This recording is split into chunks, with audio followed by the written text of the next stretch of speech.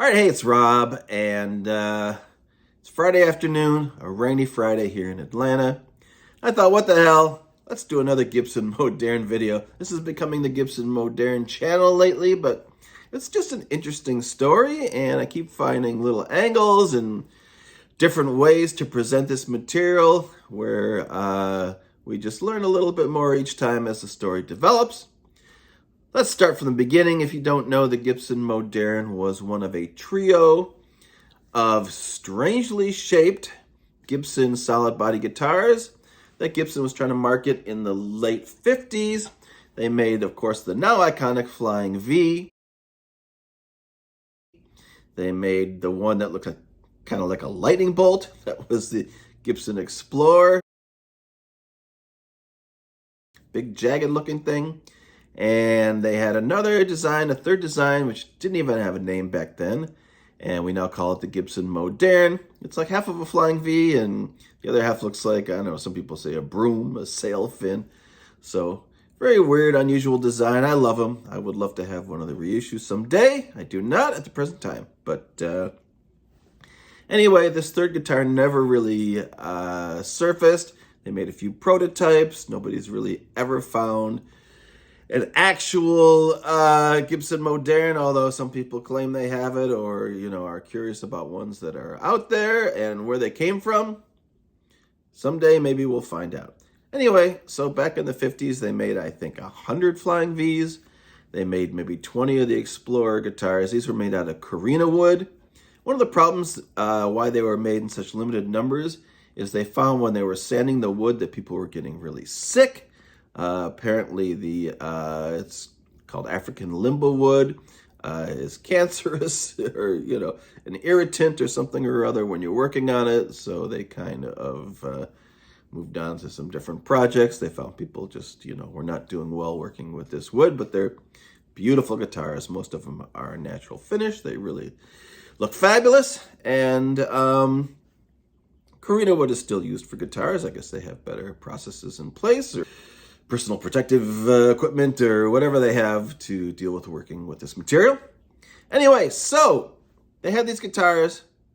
They, came out in very limited numbers, but people started to get interested in these things in the 70s. And one guitar that I've been tracking, I can go way back to about 1968 with it, floating around, is a black Gibson Moderne type guitar. Never been confirmed whether it is an actual Moderne or not. Most people say it's a fake. Some people say it's the only original one. We don't know. In any case, this thing surfaced after bouncing around in Michigan. We think, if it's the same guitar, and maybe it's even a whole different guitar, but at some point this thing ended up in the mid-70s in a store called Alex Music in New York. And so here's the interesting thing. I spoke to the guy who worked at Alex Music. I'm going to show you a picture in a second of Matt Umanov, who has his own guitar store in New York and very well-respected vintage guitar dealer. And there's a picture of him standing there holding this Gibson Moderne. Now the story is, and I'll let Lenny Camp, who I spoke to from Alex Music, tell the story, because he certainly was there and can tell it better than I can. But basically, back in the 70s, Ibanez wanted to reissue these three, what they called modernistic guitars. And of course, they were able to find examples of the Flying V, which they called the Rocket Roll. They were able to find an Explorer, which they called the Destroyer. Ibanez has been making Destroyers for a long time, although the Destroyer shape kind of changed over the years. And this third guitar, of course, they wanted to track down the one they called the Moderne. Well, very hard to find. But a representative from Ibanez came to New York. And at the time, Ibanez and Greco were like sister companies or whatever, made in the same factory.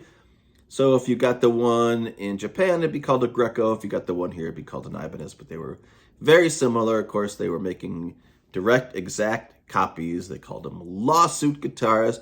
because eventually they did sue them and said, stop copying our guitars, or threatened to sue them. I don't know if there was an actual suit, and maybe there was later on at some point.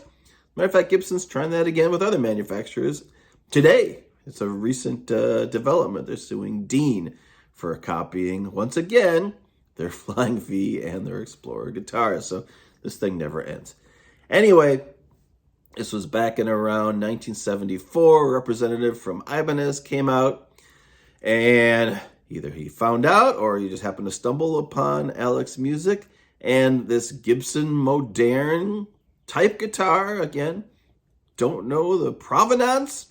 It's supposed to be the one that came from Dan Erlewine in Detroit, who looked at it, didn't know what it was, bounced it out to, hey, my French bread pizzas are ready. Anyway, bounced it out to Nashville, and George Groon, who bought it, looked at it and said, it's a fake, asked for his money back.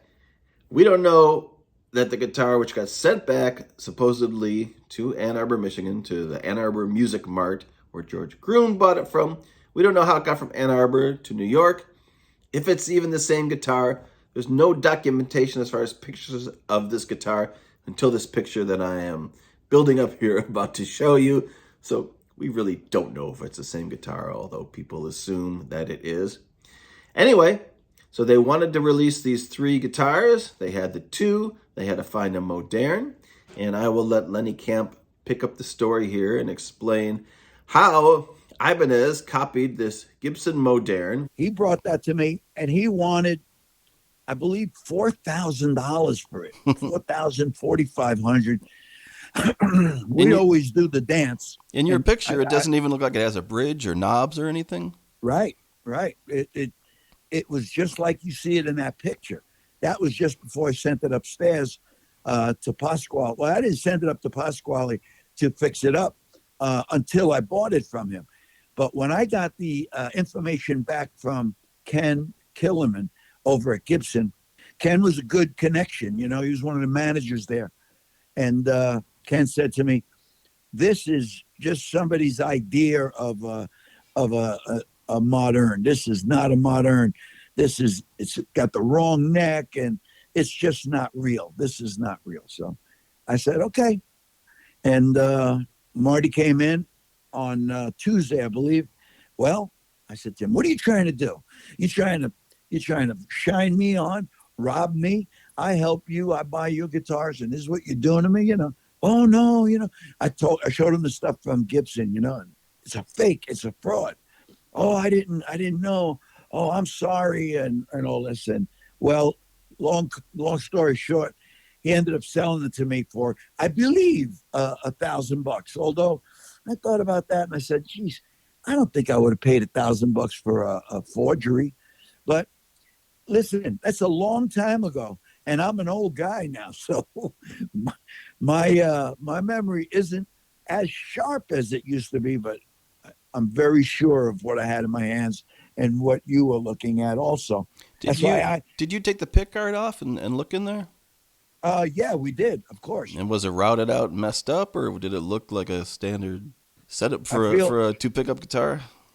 I'm not gonna expand on this unless I know what I'm talking about, and I don't rightly remember what it looked like under there. Right. I don't think it was as clean as it could have been. I don't think it was cleanly done. You know. So why do you think it was determined to be a fake? Well, Ken said that it was a fake. It had the wrong neck on it. He said oftentimes when they built things at Gibson, if they didn't like it and it wasn't anything they considered a value, they would just hit it with the saw and cut it right in half and throw it in the dumpster. So I can imagine these guys who lived close to the factory, they used to go dumpster diving and they come up with some cool stuff. Absolutely. You know? I guess living in Kalamazoo, Michigan had its perks. You know? Yeah. It wasn't the weather. People didn't live there for the weather. Sure. That's for sure. But so he was on the defensive clearly, and he backed up and he said, look, what did you give me for it? And I made him an offer that he said, okay, I'll take that. Okay. I said, don't ever bring me forgeries again. Okay, he said, no problem. And I strung it up because I thought it was kind of interesting. See, we spoke in the letter that I sent you, the text I sent you. I said that it was probably around 74, 75, right? Yeah. But then when I pulled out the photograph, whatever it was, night before last or something, and checked the back of the photograph after I had let you know that I found that, I saw somebody had written, and it's not my handwriting, somebody had written October 73. He sold it to me, and I sent it upstairs. Pasquale put strings on it, knobs on it, a pickup selector switch, cover, just everything. He put it together, and I put it in the window. And shortly after, it wasn't in the window all that long. And, these people would pull up. The Japanese would pull up en masse, in like 2 or 3 station wagons. And they'd go into each store, and you grab a roll of masking tape, and you went down the rows with them.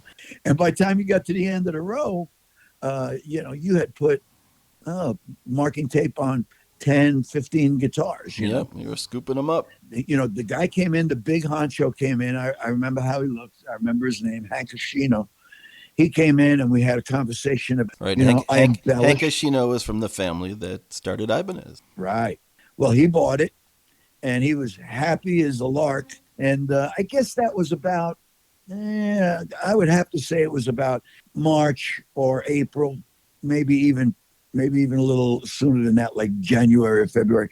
But all I know is a couple of months later, I went to NAMM. I was grabbed. I was going in by Michael Iacona from MXR, Terry Sherwood's partner. And Michael said, "Hey, have you been inside yet?" I said, "No." He said, "Have you seen Hank Ashino?" I said, "No." He said, "You don't want to see him." He is not. He's looking for not you. A happy camper. I couldn't run, so I went in, I set up, I did what I had to do, and I went to visit him. He was only 1 aisle or so away from me. And, he was upset. And he crawled up one side of me and down the other and read me the riot act. And I said to him, "Hey, I bought it. If I didn't believe in it, I wouldn't have put my money in it." Right.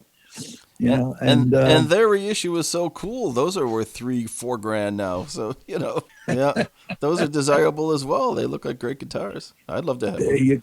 There you go. Just like the, what do they call them? The lawsuit guitars, the Ibanez. Sure. And the lawsuit guitars, they were great instruments. Wow, that's what they said. They were making better stuff than Gibson was in the 70s. So thank God they did that, because they kick-started Gibson and Fender's asses to start the custom shop, and then eventually gear up and tune up all of their products to be competitive again, shall we say.